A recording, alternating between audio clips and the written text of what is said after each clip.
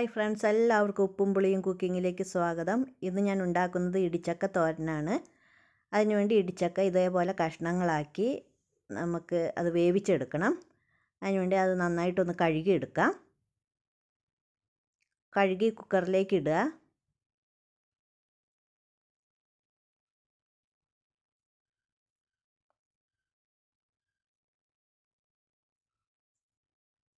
കുക്കറിലേക്ക് ഇട്ടതിന് ശേഷം ആവശ്യത്തിന് ഉപ്പിടുക. ആവശ്യത്തിന് മഞ്ഞൾപ്പൊടി ഇടുക. ഒരു 1/4 ടീസ്പൂൺ മഞ്ഞൾപ്പൊടി മതിയാകും. ഒരു അര ഗ്ലാസ് വെള്ളം ഒഴിച്ച് അത് അടുപ്പത്ത് വേകാൻ വയ്ക്കുക.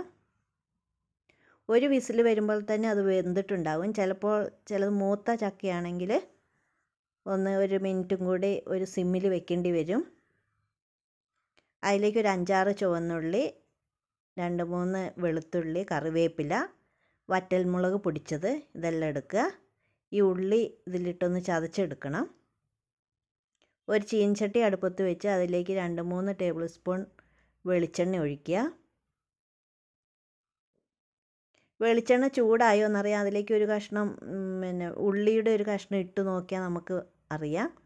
അത് മൂത്ത് വരുമ്പോൾ അത് ചൂടായി കഴിയുമെന്ന് നമുക്ക് മനസ്സിലാക്കുക. അതിലേക്ക് ആ ഉള്ളി ചതച്ചത് ഇട്ട് കൊടുക്കുക. കറിവേപ്പിലയും ചേർത്ത് കൊടുക്കുക.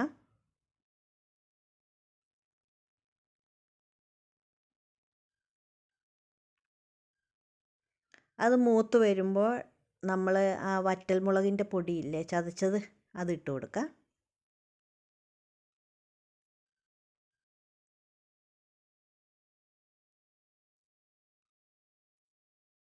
വറ്റൽമുളക് പൊടിച്ചത് ഇട്ട് കൊടുക്കുക. നന്നായിട്ട് കൂട്ടി ഇളക്കുക. ഒരു 1/4 ടീസ്പൂൺ മുളക് പൊടി ഇട്ടാൽ നന്നായിരിക്കും.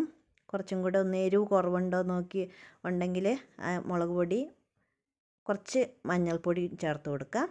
നമ്മൾ ചക്കയിൽ മഞ്ഞൾപ്പൊടി ഇട്ട് വേവിച്ചതാണ്. എന്നാലും ഒരു കുറവുണ്ടെങ്കിൽ കുറച്ച് മഞ്ഞൾപ്പൊടി ഇട്ട് കൊടുക്കുക. അത് നന്നായിട്ട് കൂട്ടി ഇളക്കുക. ആ തേങ്ങ 1 കപ്പ് തേങ്ങ ചേർക്കുന്നുണ്ട്. അത് നന്നായിട്ട് കൂട്ടി ഇളക്കുക. ഞാൻ ചക്ക വേവിച്ചത് നന്നായിട്ടൊന്ന് ഇങ്ങനെ ഇതുപോലെ പൊടിച്ചെടുത്തിട്ടുണ്ട്. നമുക്ക് കല്ലിൽ പൊടിക്കാൻ പറ്റുമെങ്കിൽ അതിൽ പൊടിച്ചെടുക്കാം. അത് ചേർത്ത് കൊടുത്തിട്ട് നന്നായിട്ട് ഇളക്കുക.